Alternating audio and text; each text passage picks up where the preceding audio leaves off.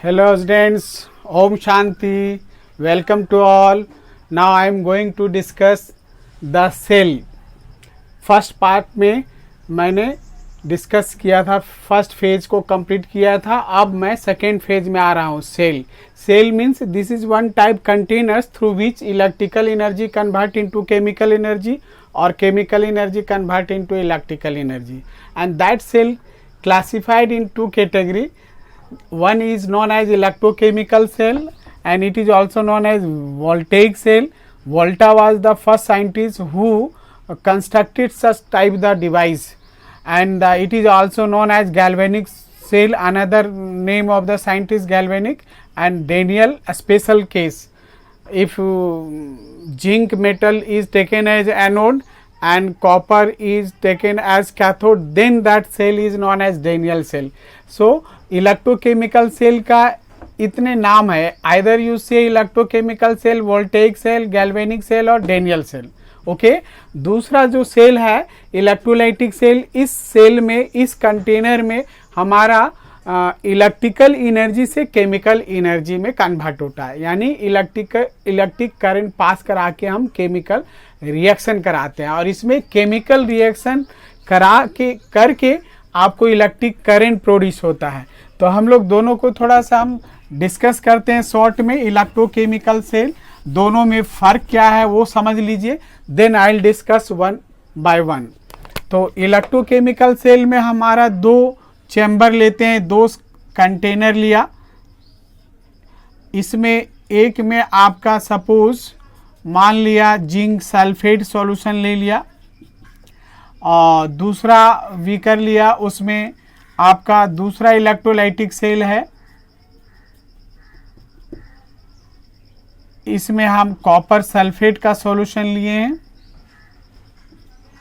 अब इसमें क्या करेंगे, एक जिंक मेटल रॉड जो है इसमें डिप कर देंगे, और इसमें कॉपर मेटल का रॉड हम डिप कर देंगे. फिर क्या करेंगे, दोनों को हम लोग वायर से कनेक्ट करेंगे और इसमें एक गैल्वेनोमीटर हम लोग लगा देंगे. गैल्वेनोमीटर का फंक्शन क्या है, वो उसका नीडल डिफ्लेक्ट होगा तो समझ जाएंगे कि इलेक्ट्रिक करंट उसके थ्रू फ्लो हो रहा है. तो जैसे हम दो चैम्बर में हम दो इलेक्ट्रोलाइटिक सॉल्यूशन लिया, दोनों में मेटलिक रॉड डाल दिया, और जब हम वायर से कनेक्ट करते हैं तो इसमें गैल्वेनोमीटर का आपका नीडल जो है डिफ्लेक्ट होना शुरू हो जाता है. इससे प्रूव होता है कि इलेक्ट्रिक करंट फ्लो हो रहा है इस सर्किट में, इस वायर में इलेक्ट्रिक करंट फ्लो हो रहा है. तो आपको फर्दर आगे अभी समझाना है कि ये इलेक्ट्रिक करंट प्रोड्यूस हुआ कैसे. तो इसमें आप दूसरा वाला में एक ले लीजिए, इसमें एक ही चैम्बर होता है इलेक्ट्रोलाइटिक सेल में, इसमें भी इलेक्ट्रोलाइटिक सब्सटेंस होता है, और इसमें दो मेटलिक रॉड डाल देते हैं. फिर इसको हम बैटरी से कनेक्ट कर देते हैं, नेगेटिव एंड पॉजिटिव पोल से. तो जो नेगेटिव पोल से कनेक्ट किया वो नेगेटिव चार्ज हुआ, पॉजिटिव पोल से कनेक्ट किया तो वो पॉजिटिव चार्ज हो गया. इसको हम लोग एनोड बोलते हैं और इसको कैथोड बोलते हैं. Metallic rod dipped into electrolytic solution, उसको हम लोग इलेक्ट्रोड बोलते हैं. और इलेक्ट्रोड चार्ज के हिसाब से दो तरह से होता है, आपका एनोड एंड कैथोड. यहाँ भी हम लोग एनोड और कैथोड का बात करेंगे. ये भी मेटलिक रॉड है, इलेक्ट्रोलाइटिक सॉल्यूशन में डिप किया हुआ है, तो यहाँ हम इसको एनोड बोलेंगे और इसमें हम यहाँ कैथोड बोलेंगे. अभी यहाँ पर आपको समझना है दोनों में फ़र्क क्या है बेसिकली. तो थोड़ा देर के लिए समझिए. यहाँ पर मोल्टेन सोडियम क्लोराइड लिया, सोडियम और क्लोरीन माइनस. अब इसमें हम कुछ भी कंडीशन लगाएंगे तो इसमें कोई नया चीज़ नहीं बनेगा, लेकिन जैसे इसमें हम दो मेटलिक रॉड डाल के जब हम बैटरी कनेक्ट करते हैं, जैसे ही इलेक्ट्रिक करंट फ्लो करेंगे तो ये जो कैटायन है, ये कैथोड मतलब नेगेटिव चार्ज इधर रन करेगा, जहाँ पर इलेक्ट्रॉन क्या करेगा, गेन करेगा, और वो सोडियम मेटल में कन्वर्ट होगा. तो कैथोड में ये रिएक्शन हुआ तो कैथोडिक रिएक्शन हुआ. फिर ये क्लोराइड नेगेटिव चार्ज है तो ये एनोड पॉजिटिव की ओर जाएगा, तो क्लोरीन क्या करेगा, इलेक्ट्रॉन लूज करेगा, यहाँ दो और Cl मिलके क्लोरीन गैस हुआ, तो ये एनोड में हुआ, तो एनोडिक रिएक्शन हुआ. तो इसमें आप क्या पाए, वो सोडियम क्लोराइड इटेबल था, लेकिन जैसे इलेक्ट्रिक करंट फ्लो करा दिए तो आपका उसमें सोडियम मेटल और क्लोरीन में कन्वर्ट हो गया, यानी नया चीज़ बन गया, यानी ये केमिकल रिएक्शन हो गया। यानी इसमें इलेक्ट्रिक करंट पास करा के हम केमिकल रिएक्शन करा रहे हैं, यानी इलेक्ट्रिकल एनर्जी कंज्यूम हो रहा है और वो एज ए स्टोर हो रहा है chemical energy as a sodium metal and chlorine gas. तो इलेक्ट्रोलाइटिक सेल में हम लोग बोलेंगे ये जो प्रोसेस हो रहा है उसको हम इलेक्ट्रोलिसिस बोलते हैं। तो electrolytic cell is device through which electrical energy convert into chemical energy. Okay, और नाउ यहां पर आप इलेक्ट्रोकेमिकल सेल को समझिए पहले थोड़ा सा। तो इसमें एनोड है आपका, इसमें एनोड को हम लोग नेगेटिव चार्ज कंसीडर करते हैं, कैथोड को पॉजिटिव चार्ज सस्टेन होता है, यानी इसमें कैथोड को पॉजिटिव मानते हैं। जस्ट यहाँ देखो फर्क है, इलेक्ट्रोलाइटिक सेल में कैथोड नेगेटिवली होता है क्योंकि वो बैटरी के नेगेटिव पोल से जुड़ा हुआ है। अब यहाँ पर समझना है कि एनोड इसको नेगेटिव और कैथोड कैसे पॉजिटिव हुआ। तो पहले तो इसका करंट, इलेक्ट्रिक करंट कैसे फ्लो हुआ इसको आप समझिए।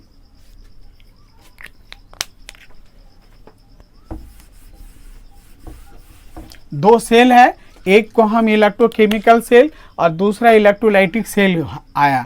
तो यहाँ आप इसको समझना है कि ये करंट कैसे प्रोड्यूस हुआ। तो आप इसको अलग से थोड़ा सा हम एक फिगर बना रहे हैं, उसको समझने की कोशिश कीजिए। यही सॉल्यूशन है। हम यहाँ थोड़ा सा ये इलेक्ट्रोड को थोड़ा सा हम वाइड रॉड में से ले रहे हैं, दिखा रहे हैं। ये डूबा हुआ पार्ट है, आप कुछ डूबा हुआ अंदर में है। तो मेटल का टेंडेंसी क्या होता है, इलेक्ट्रॉन को लूज करना।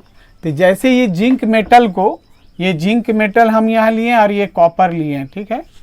तो जैसे जिंक मेटल को हम थोड़ा सा डुबाएं सॉल्यूशन में, तो अब यहाँ पर चूंकि सॉल्यूशन में कैटायन एनायन था मौजूद, कैटायन एनायन है तो इसमें इंट्रैक्शन होगा। तो अब इसके डूबा हुआ पार्ट के सरफेस में जिंक जो है वो इलेक्ट्रॉन लूज करेगा, Zn2+, चूंकि वहाँ इलेक्ट्रॉन लेने वाला वहाँ मौजूद है। तो मेटल को इलेक्ट्रो पॉजिटिव बोलते हैं, that has tendency to lose electron. तो ये इलेक्ट्रॉन लूज किया तो इसके सरफेस में क्या हो गया, इसके सरफेस के चारों ओर पॉजिटिव चार्ज हो गया। और जैसे यहाँ जिंक से जिंक कैटायन बना, पॉजिटिव चार्ज हो गया डूबा हुआ पार्ट में, तो यहाँ पर मौजूद जितना एनायन है negative charge, that runs towards that, इस और हमारा रन करना शुरू होगा और इधर सारा एनायन इसमें सराउंड करेगा। तो जस्ट इमेजिन करो जैसे जंक्शन है ना, इलेक्ट्रोड का जंक्शन में सरफेस में आपका पॉजिटिव चार्ज है और उतना एक थ्रेड के माफिक समझिए कि थ्रेड के एक साइड में सरफेस में पॉजिटिव, दूसरे साइड में नेगेटिव चार्ज डेवलप हो गया।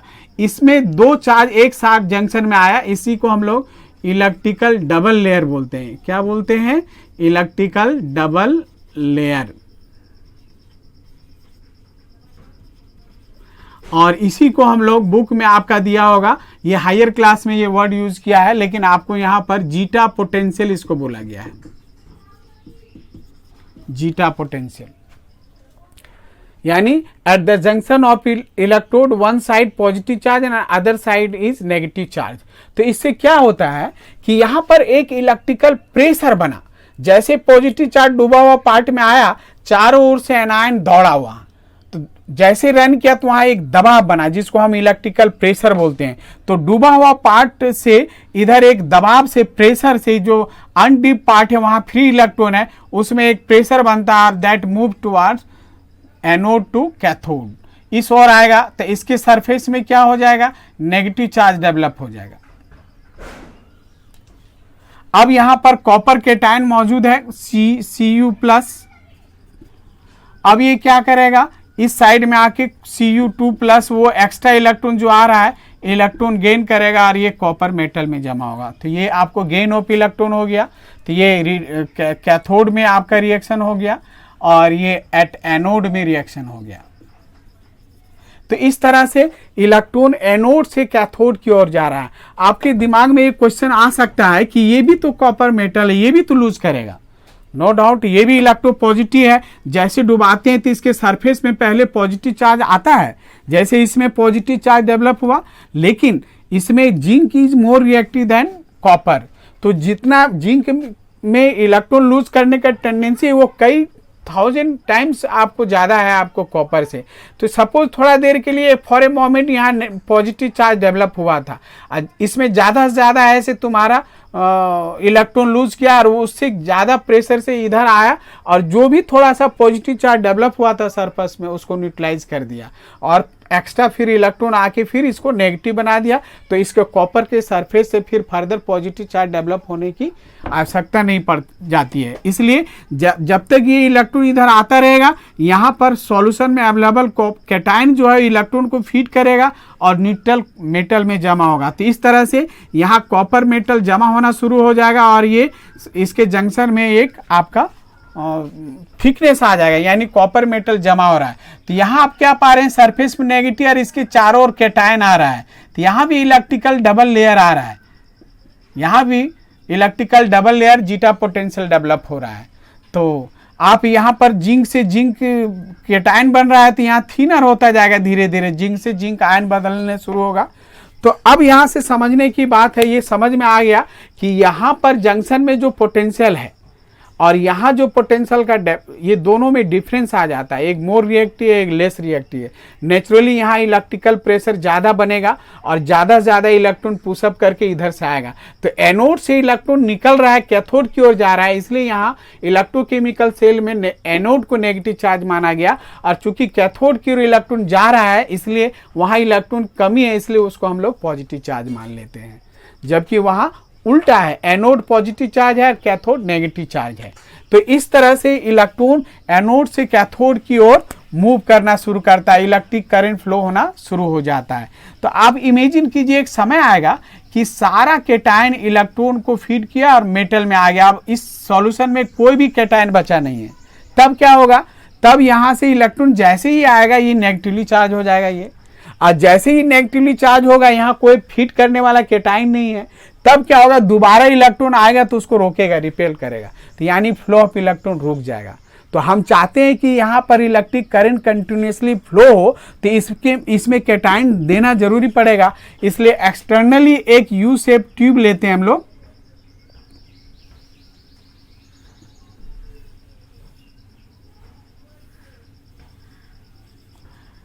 एंड माउथ में जिलेटिनस सब्सटेंस रहता है जिसका फंक्शन होता है कि कैटायन एनायन को पास होने देना, लेकिन सॉल्वेंट को पास नहीं होने देगा। और इसके अंदर में अमोनियम नाइट्रेट और पोटेशियम नाइट्रेट का पेस्ट डाले रहते हैं। तो जैसे यहाँ कैटायन खत्म होगा तो कैटायन इधर से आएगा और यहाँ एनायन खत्म होगा तो इधर से आएगा। तो ये वाला जो बीच में जो यू शेप ट्यूब है जो दोनों चैम्बर को कनेक्ट कर रहा है, इसी का नाम है सॉल्ट ब्रिज।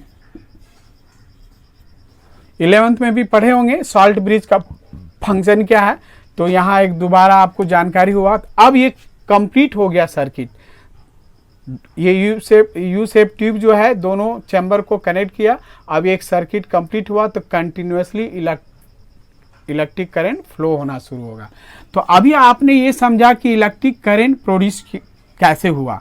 तो यहाँ भी देख रहे हैं कि एनोड में यहाँ आपका ऑक्सीडेशन हो रहा है और कैथोड में यहाँ रिडक्शन हो रहा है। यानी जब तुम मेटलिक रॉड डालते हो दो चैम्बर में तो स्पॉन्टेनियसली वहाँ पर ऑक्सीडेशन और रिडक्शन होता है, और ये रिडॉक्स रिएक्शन के परिणाम स्वरूप इलेक्ट्रॉन फ्लो होता है एक ओर से दूसरे ओर। चूंकि ऑक्सीडेशन रिडक्शन में एक इलेक्ट्रॉन लूज करता है तो दूसरा गेन करता है, तो as a result of redox reaction आपका इलेक्ट्रिक करंट इज प्रोड्यूस।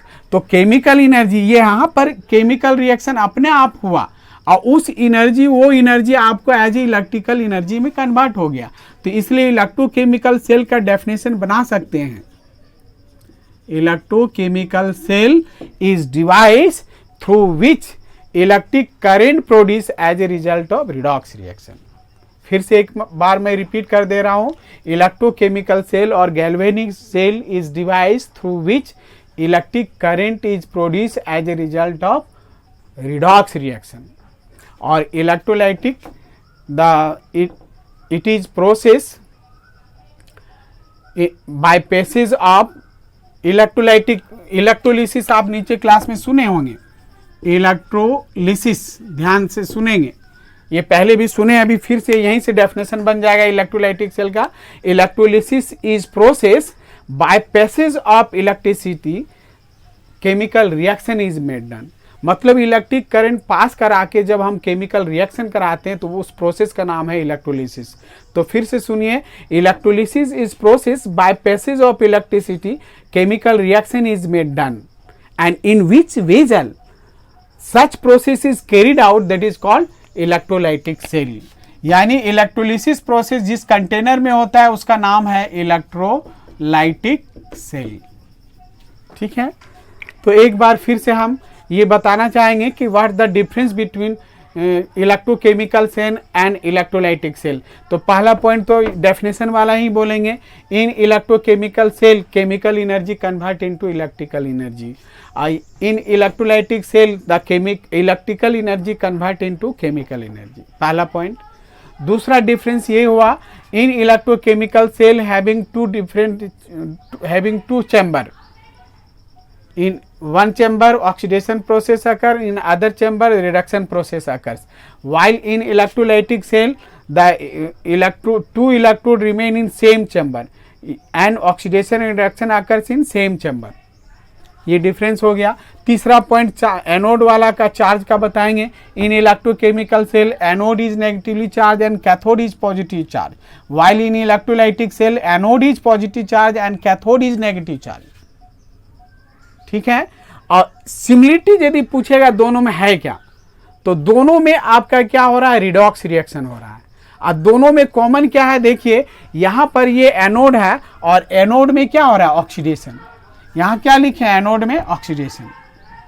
और कैथोड, ये आपका यहाँ कैथोडिक रिएक्शन हो रहा है, ये कैथोड में रिडक्शन हो रहा है। यहां भी तुम्हारा क्या हो रहा है, कैथोड में रिडक्शन हो रहा है, गेन ऑफ इलेक्ट्रॉन। तो एक सिमिलरिटी है, either in electrochemical cell or in electrolytic cell the oxidation always occurs at anode and reduction always occurs at cathode। followed? So now further I'll discuss। तो छोटा छोटा terminology है, आपको उसको समझना है। जैसे इलेक्ट्रोड आप बोले, एक एनोड होता है, एक कैथोड होता है। दूसरा आप यहाँ से जान लीजिए, जैसे इलेक्ट्रोड जब हम इलेक्ट्रोलाइटिक सॉल्यूशन में डिप करते हैं तो at the junction of electrode one side positive charge, other side is negative charge, that is called the electrical double layer, that is zeta potential, and that is a potential, that is a power through which electron push up from one side to other side। तो इस potential का नाम है electrode potential. क्या नाम है, electrode potential. आगे numerical में ये सब काम आएगा, इसलिए ये सब छोटा छोटा टर्म को समझ लेना है। तो इलेक्ट्रोड पोटेंशियल को हम लोग ई से रिप्रेजेंट करते हैं। अब देखिए यहां पर ऑक्सीडेशन हो रहा है, तो ऑक्सीडेशन जहां होता है तो सरफेस में पॉजिटिव, उसके चारों ओर नेगेटिव होता है। तो यहां ऑक्सीडेशन प्रोसेस से ये पोटेंशियल डेवलप हो रहा है। तो बहुत सिंपल है, ऑक्सीडेशन पोटेंशियल का जब बात करेंगे और reduction potential, now I am going to rub it.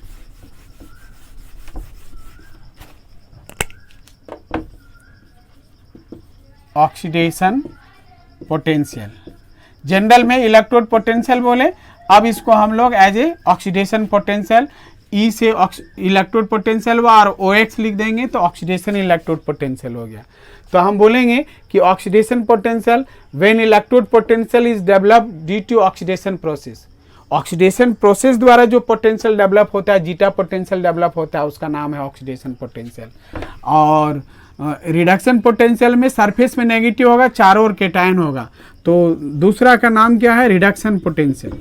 Reduction potential, तो that electrode potential which is develop due to reduction process, उस इलेक्ट्रोड पोटेंशियल जो रिडक्शन प्रोसेस से होता है उसका नाम है, ई रेड शॉर्ट में लिखते हैं, रिडक्शन इलेक्ट्रोड पोटेंशियल। इस तरह से इलेक्ट्रोड दो तरह से हुआ, एनोड और कैथोड। और एनोड में तुम्हारा जो पोटेंशियल डेवलप होता है उसको ऑक्सीडेशन, कैथोड में जो पोटेंशियल डेवलप होता है वो रिडक्शन पोटेंशियल। ये वर्ड हम लोग यूज करते हैं हम लोग इलेक्ट्रोकेमिकल सेल में।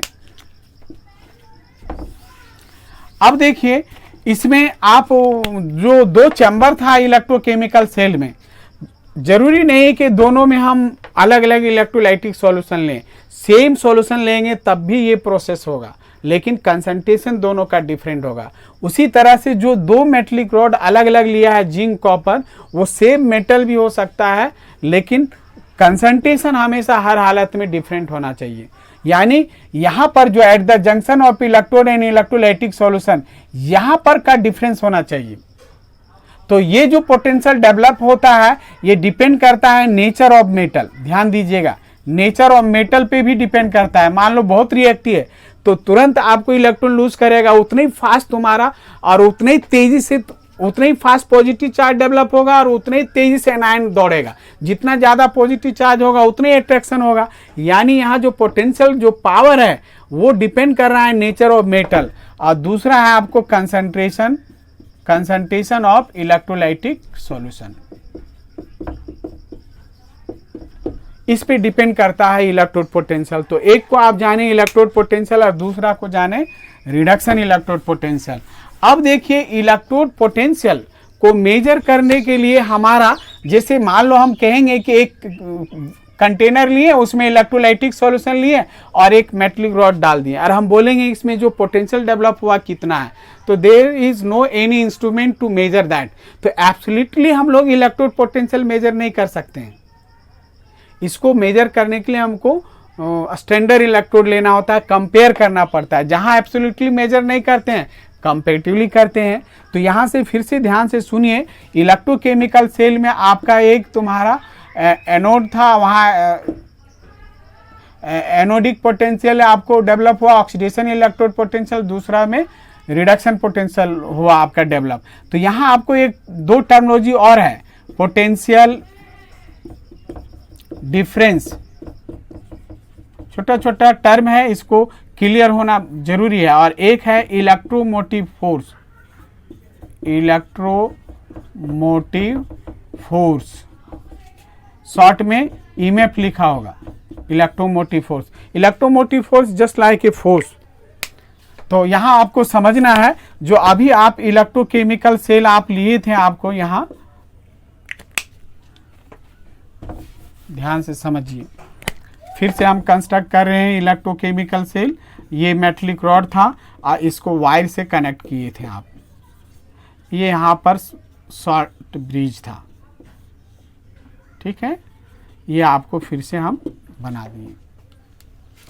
तो यहाँ पर ये तुम्हारा ऑक्सीडेशन पोटेंशियल डेवलप हुआ था और यहाँ पर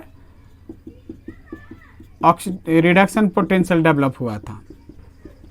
जैसा कि हम यहाँ समझा रहे थे, दोनों में फर्क क्या है। अब ध्यान दीजिए, यहाँ का पोटेंशियल एनोड का और रिडक्शन का पोटेंशियल का जो डिफरेंस होगा, जब तक दोनों का पोटेंशियल डिफरेंस नहीं होगा तब तक इलेक्ट्रिक करंट एक ओर से दूसरे ओर फ्लो नहीं होगा।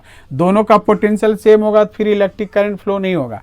तो यहाँ का पोटेंशियल का डिफरेंस और यहाँ का जंक्शन में, आउटर सर्किट में नहीं, डूबा हुआ पार्ट में जो तुम्हारा ऑक्सीडेशन पोटेंशियल और रिडक्शन पोटेंशियल हुआ एट द डीप पार्ट में, वो दोनों का पोटेंशियल का डिफरेंस का नाम है इलेक्ट्रोमोटिव फोर्स। ध्यान से सुनिए, आप डेफिनेशन कैसे बनाएंगे। Electromotive force is defined age difference in potential, difference in potential कहाँ का, at the junction of electrode and electrolytic solution in both chamber. तो फिर से डेफिनेशन लिख लीजिए, electromotive force is defined age difference in potential at the junction of electrode and electrolytic solution in both chamber. यानी ये दोनों chamber का जो पोटेंशियल का डिफरेंस है उसको when no electric current flow through it. यहाँ पर डूबा हुआ पार्ट में तो फ्लो ऑफ इलेक्ट्रॉन नहीं है, इसलिए लास्ट में जोड़ देते हैं when no electric current flow through it. Electron तो आपको आउटर सर्किट में फ्लो हो रहा है। तो ये आपको क्लियर हो गया इलेक्ट्रोमोटिव फोर्स। तो इसको दोनों का पोटेंशियल का डिफरेंस बोल रहा है, तो ईएमएफ बराबर लिख सकते हैं ना, ई रेड माइनस ई ऑक्स। यानी यहाँ का पोटेंशियल और यहाँ का पोटेंशियल का डिफरेंस को हम लोग इलेक्ट्रोमोटिव फोर्स बोलते हैं। अब दूसरा टर्म है आपका पोटेंशियल डिफरेंस, पोटेंशियल डिफरेंस, ठीक है। तो पोटेंशियल डिफरेंस में आपको ये आउटर सर्किट है ना, आउटर सर्किट का कोई भी दो जंक्शन का पोटेंशियल का डिफरेंस को हम लोग बोलते हैं पोटेंशियल डिफरेंस। तो आप लिख सकते हैं कि potential difference is defined age difference in potential, difference in potential कहां, इलेक्ट्रोमोटिव यहाँ का पोटेंशियल का डिफरेंस और पोटेंशियल डिफरेंस आउटर सर्किट का, तो define age difference in potential between any two junction, any two junction note कर सकते हैं। Potential difference is defined age difference in potential between any two junction of outer circuit when electric current flow through it। समझ गया? दो term अभी बताएं, potential difference और एक इलेक्ट्रोमोटिव फोर्स। तो पोटेंशियल डिफरेंस को मेजर करने का इंस्ट्रूमेंट है, it is measured with help of voltameter. Voltameter के द्वारा हम लोग दो जंक्शन में कनेक्ट कर देते हैं, दोनों का डिफरेंस को हम लोग जान जाते हैं। जबकि इलेक्ट्रोमोटिव फोर्स जो है it is measure with the help of potentiometer. एक दूसरा इलेक्ट्रिकल इंस्ट्रूमेंट है पोटेंशियोमीटर। फिजिक्स लैब में आप देख सकते हैं ये सब दोनों इंस्ट्रूमेंट को। तो ये भी डिफरेंस में आप लिख सकते हैं कि electromotive force is measured with the help of potentiometer while potential difference is measured with the help of voltmeter। तो ये आपको क्लियर हो गया पोटेंशियल डिफरेंस क्या है और इलेक्ट्रोमोटिव फोर्स क्या है। और अब एक छोटा सा टर्म और एक समझ लेना है। अभी जो हम एक बात बताया कि absolute electrode potential can not measure absolute potential, either oxidation potential or reduction potential cannot measure absolutely। it is measured with the help of standard electrode और standard electrode में एक normal hydrogen electrode है और दूसरा example कैलोमेल electrode नाम है, दूसरा normal. तो सिलेबस में आपका ये है normal hydrogen electrode, normal hydrogen electrode. तो ये भी आप 11th क्लास में आप पढ़े होंगे, तो फिर भी एक बार हम रिपीट कर दे रहे हैं नॉर्मल हाइड्रोजन इलेक्ट्रोड को।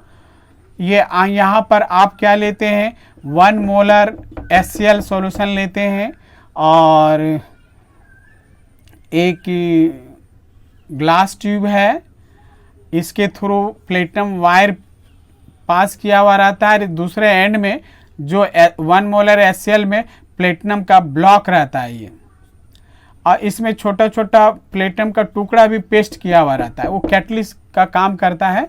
और इसको हम ग्लास ट्यूब को हम लोग डोम शेप जैकेट से कवर कर देते हैं इस तरह से। इसमें एक इनलेट होता है जिसके थ्रू हाइड्रोजन गैस पास करते रहते हैं।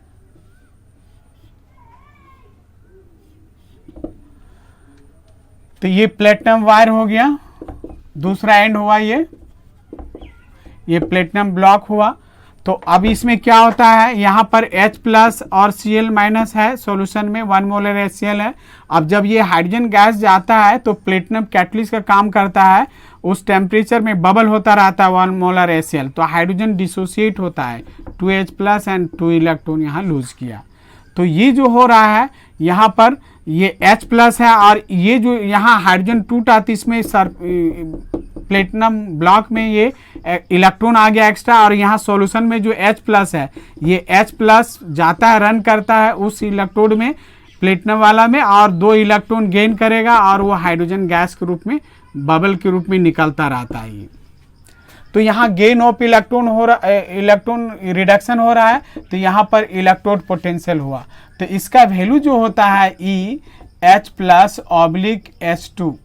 तो ये हाइड्रोजन तो नॉन मेटल है, इलेक्ट्रिक करंट तो फ्लो होता है इसके थ्रू, इसलिए यहाँ कोमा दे के प्लेटिनम लिख देते हैं।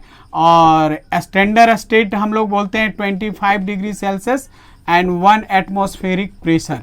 तो इस कंडीशन में यहाँ इसको कन्वेंशनली मान लिया गया है, reduction potential of normal hydrogen electrode is consider 0। इसको याद रखना है, न्यूमेरिकल में काम आएगा आपका। द नॉर्मल हाइड्रोजन इलेक्ट्रोड जो स्टैंडर्ड स्टेट हम लोग इसको स्टैंडर्ड स्टेट हम लोग ये लेते हैं 25 डिग्री सेल्सियस एंड 1 एटमॉस्फेरिक। कोई भी इलेक्ट्रोड का पोटेंशियल एक कंडीशन में मेजर करेंगे तो स्टैंडर्ड बोलेंगे। जैसे ई सिंपली लिखें तो किसी भी कंडीशन में इलेक्ट्रोड पोटेंशियल है, लेकिन जैसे ही ई नोट लिखें तो उसके आगे स्टैंडर्ड लगा देना होगा, स्टैंडर्ड इलेक्ट्रोड पोटेंशियल। ठीक उसी तरह से आपका ई ऑक्स किसी भी कंडीशन में है तो ऑक्सीडेशन पोटेंशियल सिंपली बोलेंगे, लेकिन यदि ई नोट ओ एक्स होगा तो वो हो गया स्टैंडर्ड ऑक्सीडेशन पोटेंशियल। उसी तरह से किसी भी कंडीशन में रिडक्शन पोटेंशियल, लेकिन आपको यदि आपको ई नोट रेड लिखा है तो समझ जाना है उस कंडीशन में मेजर किया हुआ स्टैंडर्ड रिडक्शन पोटेंशियल है। ठीक है, अब ये आपको नॉर्मल हाइड्रोजन इलेक्ट्रोड आपको मालूम हो गया। अब हमको मान लो कोई मेटल को हम कोई इलेक्ट्रोड पोटेंशियल जानना चाहते हैं तो हम एक दूसरा चेंबर लेंगे, इलेक्ट्रोलाइटिक सॉल्यूशन लिए, अब मेटलिक रॉड को इसमें डिप कर दिए। ठीक है, अब इसको हम इससे कनेक्ट कर दिए तो ये इलेक्ट्रोकेमिकल सेल सेटअप हो गया। इलेक्ट्रिक करंट फ्लो होगा, यहाँ रिडक्शन हो रहा है तो यहाँ ऑक्सीडेशन होता रहेगा। अब ऑक्सीडेशन पोटेंशियल और रिडक्शन पोटेंशियल। ठीक है, तो अब यहाँ का पोटेंशियल और यहाँ का पोटेंशियल का डिफरेंस हम लोग मेजर कर सकते हैं आपका पोटेंशियोमीटर से। अब उसका उस इंस्ट्रूमेंट से मालूम हो गया है कि दोनों का बीच का पोटेंशियल डिफरेंस क्या है। और अभी एक फॉर्मूला लिखा है तुम, ईएमएफ इक्वल क्या हो गया, ई रेड माइनस ई ऑक्स। अब इसका वैल्यू जो है ईएमएफ जो है आपका x वोल्ट आ गया। सपोज जब आप पोटेंशियोमीटर लगाया तो उसमें x वोल्ट आया तो ये वैल्यू मालूम हो गया। लेकिन आपको पता है कि स्टैंडर्ड स्टेट में रिडक्शन पोटेंशियल जो है E H plus H two ये जीरो है और माइनस ई ऑक्स इक्वल एक्स हो गया। तो ई ऑक्स बराबर क्या हो गया, माइनस एक्स वोल्ट। तो इस तरह से ये जो ऑक्सीडेशन पोटेंशियल हो रहा है यानी इस मेटलिक रॉड का ऑक्सीडेशन पोटेंशियल मालूम हो गया, लेकिन एब्सोल्युटली मेजर नहीं हुआ compare to normal hydrogen electrode, ये वैल्यू आया। तो इस तरह से हर मेटल को बदल बदल के हम लोग डालेंगे और हर मेटल का हम ऑक्सीडेशन पोटेंशियल मेजर कर लेते हैं। ठीक है, अब उसमें से हम लोग क्या करते हैं, हर इलेक्ट्रोड मेटलिक रॉड का इलेक्ट्रोड पोटेंशियल अलग है तो हम लोग क्या करते हैं, ऑक्सीडेशन पोटेंशियल या रिडक्शन पोटेंशियल वैल्यू। एक नोटेबल पॉइंट और है, सेम मेटल का oxidation potential and reduction potential are same in magnitude but opposite in sign. जैसे जिंक का मान लीजिए आपका जिंक 2+ Zn आया, ये इसका वैल्यू -0, ये आपका -0.76 वोल्ट आता है। अब हम इसको ऑक्सीडेशन पोटेंशियल जानना है तो ई Zn Zn2+ हुआ। दोनों में फर्क क्या है, Zn2+ Zn मतलब क्या हुआ, 2+ और 2 इलेक्ट्रॉन गेन करेगा तो Zn यानी रिडक्शन हो गया, तो ये रिडक्शन का सिंबल हुआ। और इसमें क्या लिखेंगे, Zn से तुम्हारा क्या हो गया, इलेक्ट्रॉन लूज किया 2+, तो यहाँ lose of electron, removal of electron हुआ, ये ऑक्सीडेशन हुआ। तो ये ऑक्सीडेशन पोटेंशियल हुआ। पहले बताए थे ना ऑक्सीडेशन प्रोसेस से जो पोटेंशियल डेवलप हुआ ऑक्सीडेशन पोटेंशियल और रिडक्शन प्रोसेस से हुआ। तो ये दूसरा नोटेबल पॉइंट आप नोट कर लीजिए, the oxidation potential and reduction potential for same metal are same in magnitude but opposite in sign. याद रखेंगे। तो जब आप रिडक्शन पोटेंशियल ये लिखे हैं तो अपने आप ऑक्सीडेशन पोटेंशियल लिख सकते हैं 0.76 वोल्ट। यहाँ प्लस साइन आ गया, वहाँ माइनस साइन आ गया। मैग्नीट्यूड में सेम रहता है लेकिन चार्ज अपोजिट साइन होता है, यही फर्क है। ये भी न्यूमेरिकल में आपको काम आएगा, ये सब कंसेप्ट इसको ध्यान में रखना है। तो अभी तक आपको जान गए हैं, तो एक टर्मिनोलॉजी और है, उसके बाद नेक्स्ट हम इसका numerical part next video recording में बताएंगे। तो आप यहाँ से जान लीजिए ईएमएफ बराबर तुम्हारा ये निकल गया, तो हर मेटल का इस तरह से निकाल लेंगे। तो the reduction potential of several metal along with hydrogen are arranged in descending order, we get a set of metal, series of metal is known as electrochemical series।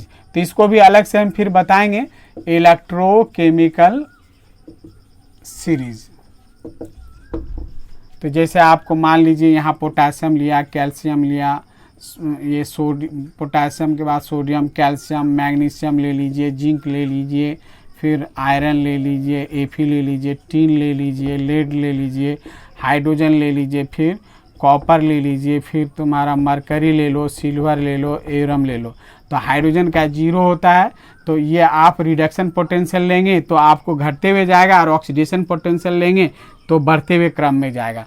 तो ये हम लोग when the reduction potential or oxidation potential of several metal along with hydrogen are arranged in descending or ascending order, we get a set of metal that is known as electrochemical series। तो इसको हम लोग बाद में इसका application भी बताएंगे, क्या क्या इसका यूजेज है, एप्लीकेशन है। तो इलेक्ट्रोकेमिकल सीरीज हम लोग इसी को बोलते हैं।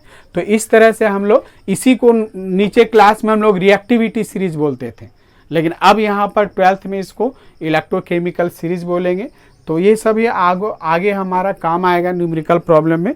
तो आज 3 पार्ट यहाँ हम समाप्त कर रहे हैं। Next class I will discuss numerical part of the electrochemical cell that is related to next equation. Thank you.